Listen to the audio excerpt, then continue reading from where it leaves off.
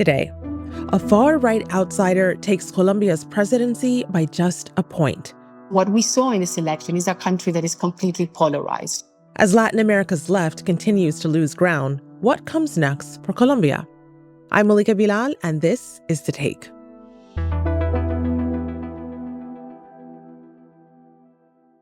My name is Teresa. I'm a senior correspondent for Al Jazeera, and now I'm currently in Bogota. I came here to cover the presidential elections in Colombia, and just as we were getting ready to leave, there was an earthquake in Venezuela, so we've been covering from here and trying to get visas to travel to Caracas.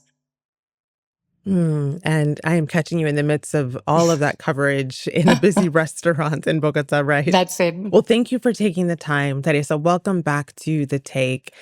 You cover characters, I think it's safe to say. The last time that you and I sat down to talk about an election, it was about a presidential candidate with the nickname El Loco, who campaigned with a chainsaw in Argentina. This time around, you're in Colombia, as you said, covering a millionaire politician, lawyer, and TV personality nicknamed the Tiger, whose politics are aligned with the Argentinian leader and who was just declared winner of Colombia's presidential election. So what should we know about him?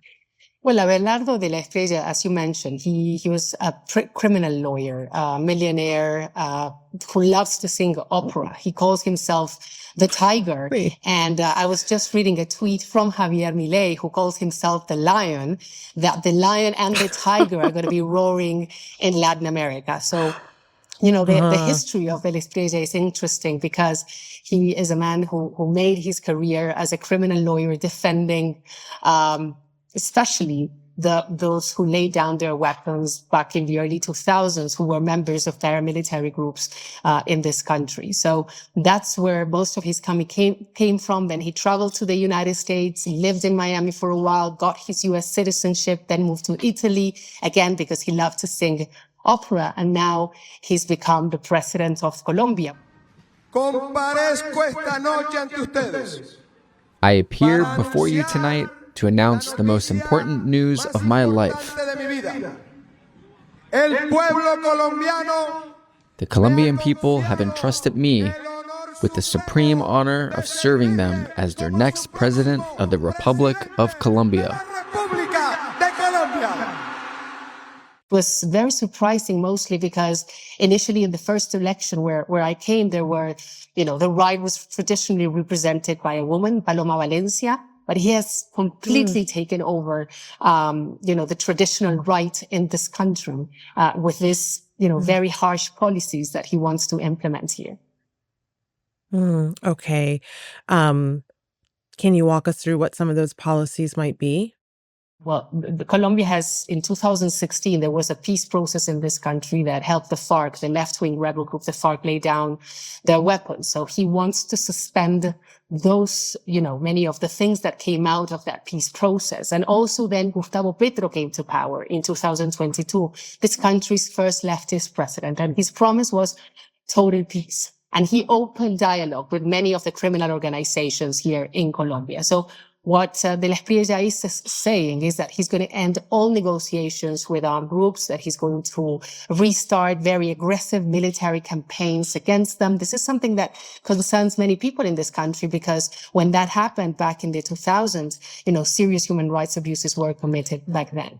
But this comes, one of the ideas is that, why he won the election is because security is a concern. I've been traveling all across this country for the past 6 months. We have interviewed the National Liberation Army, which is a leftist guerrilla group, in some parts of the country. During the first round of the elections, I traveled to Catatumbo, where I met with dissident FARC factions that completely control the territory. And that is a concern. In the past years, armed groups have expanded their presence across the country, and that's why many people voted for him. So, the security aspect of it, that's, what we're seeing. He wants to rebuild a very strong alliance with the United States. He wants to reestablish relations with Israel. He wants to implement budget cuts, just like Javier Milei did in Argentina. He wants to build 10 mega prisons to detain those who are captured, especially from armed groups, just like Nayib Bukele in El Salvador.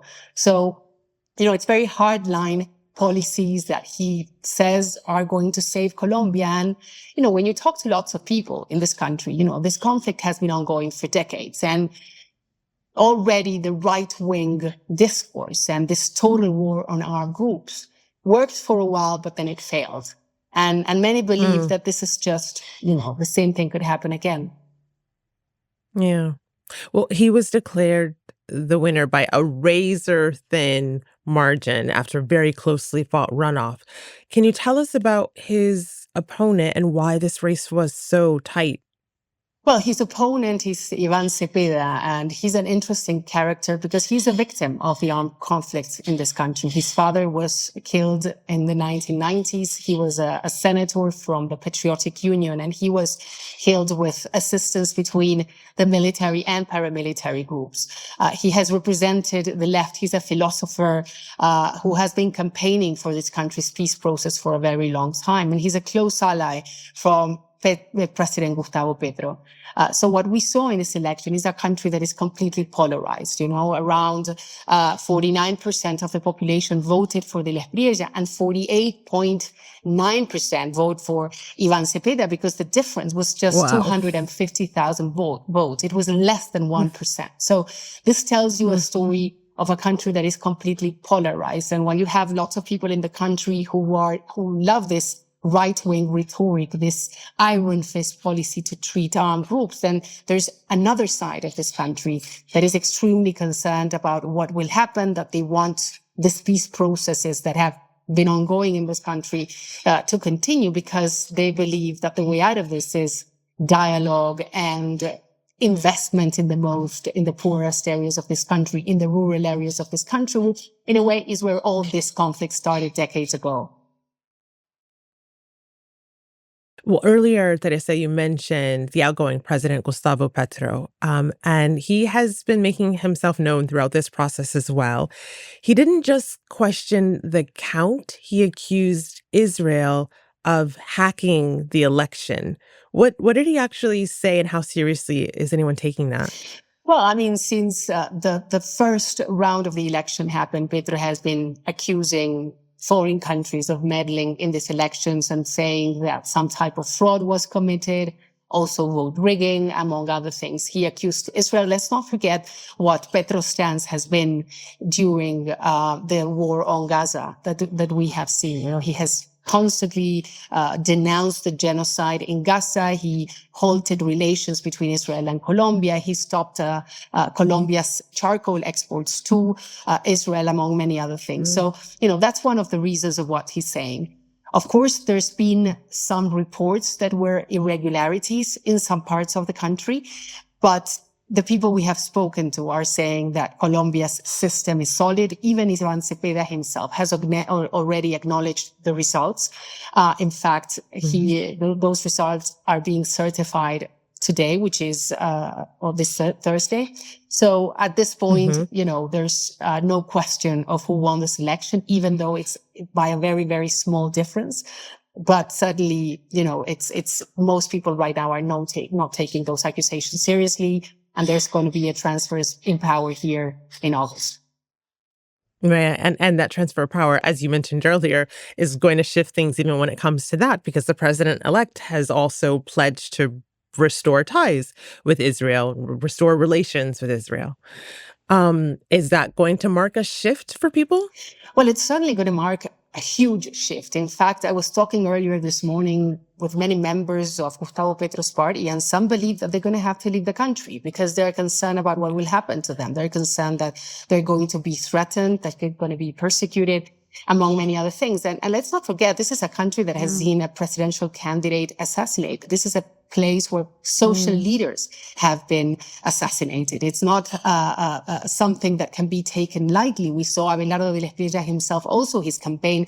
He was always surrounded by bulletproof window glass, mostly because of the risks that politicians face in this country, but also those involved in some type of activism, environmental leaders, social leaders, indigenous leaders, all of them are at risk. So there's going to be a huge shift in this country.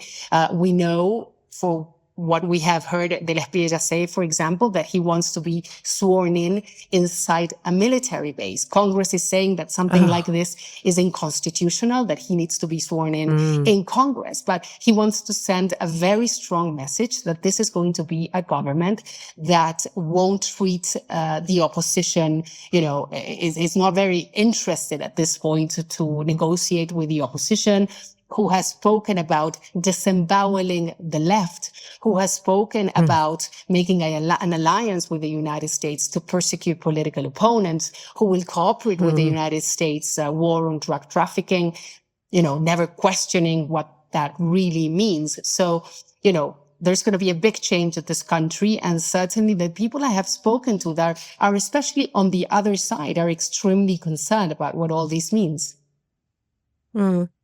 Okay, well, if there's an alliance with the United States that's going to be forged, it's probably going to be a lot easier given the fact that Trump has endorsed the president-elect. He played a key role in this election. And on Truth Social, he heaped lots of praise. And then we had Republican members of the U.S. Congress doing so as well.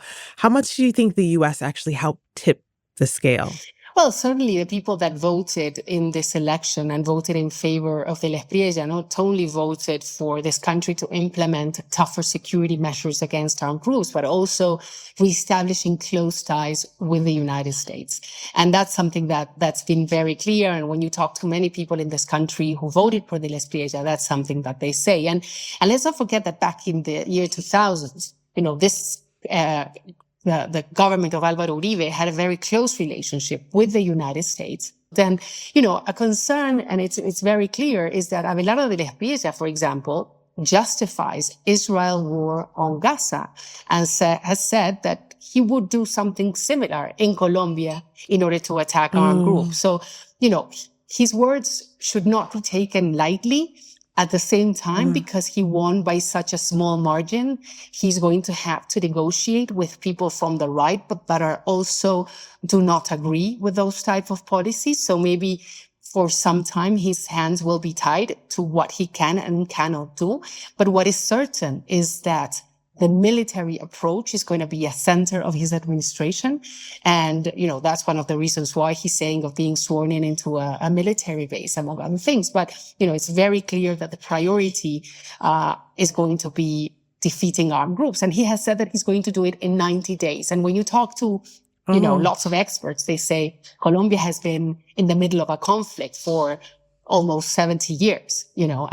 How can someone say that they're going to defeat these groups? And I interviewed the Nobel Peace Laureate, former president of Colombia, Juan Manuel Santos. And even himself, he's saying that something like this, he was a minister of defense and president, that something like this won't work, that this country has been at war for many, many years, and that just, defeating or believing that you're going to defeat armed groups with a military strategy, it's like an impossible task.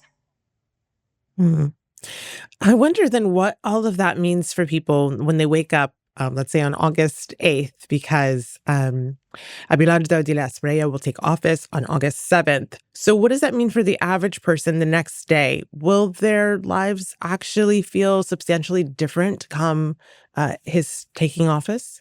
Well, I think that depends where you live. If you live in the capital with access to certain things and where security is a concern, but it's not like that much of a concern, is one thing. But, if you live in areas like Catatumbo, where in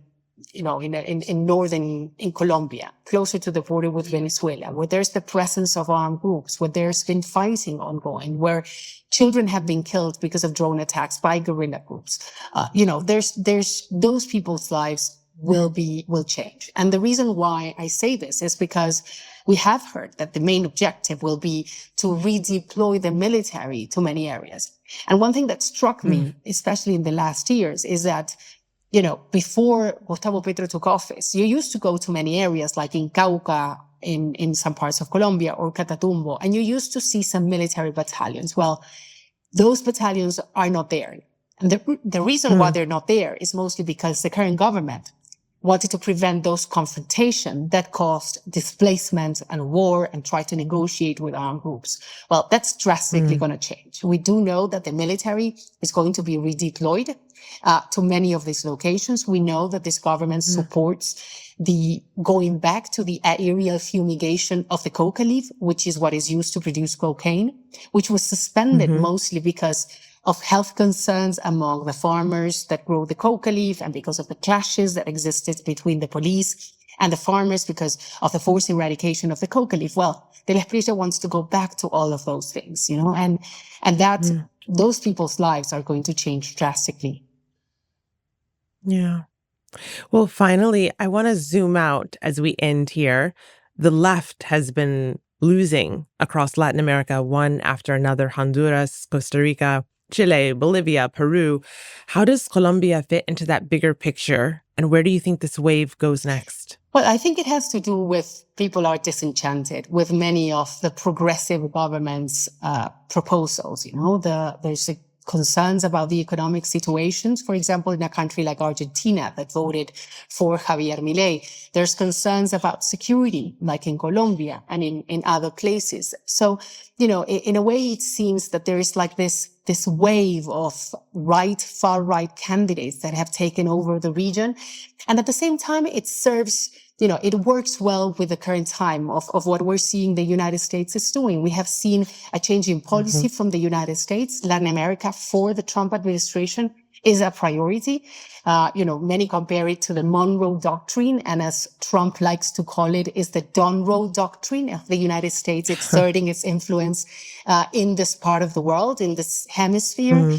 We see what happened in Venezuela earlier in January with Nicolás Maduro, the pressure on Cuba to carry out reforms, how the Trump administration also, how he supported Abelardo de Espriella, many Republican congressmen supporting and being here on election day. You know, I was in Barranquilla where de Espriella was, it was his closing campaign, and there were 2 congressmen from the United States very present there. So certainly I think what has happened in the region has a lot to do also with what is happening in the United States. And, you know, it's a period. It's a time when we're seeing this type of things. And of course, you know, when you put it out to what's happening in Colombia and you see the left saying that they're going to become the main opposition, that they're going to take to the streets to protest, the protests against many of the policies that Espriella wants to carry, they're asking human rights organizations to be more present than ever to control what de Espriella carries out or what his policies carry out. But certainly times have changed for a while in Latin America. Most of the region is controlled by right or far right presidents. So, you know, we're going to have to see where that leads. Thank you so much for this, Teresa. Where can people continue to follow along with what it is that you're seeing and reporting on? We are covering this program that is called Inside Latin America that airs on Saturdays. It's a special program that we put together from different parts of Latin America, where we give, you know, more explanations, more context, more interviews about what is happening.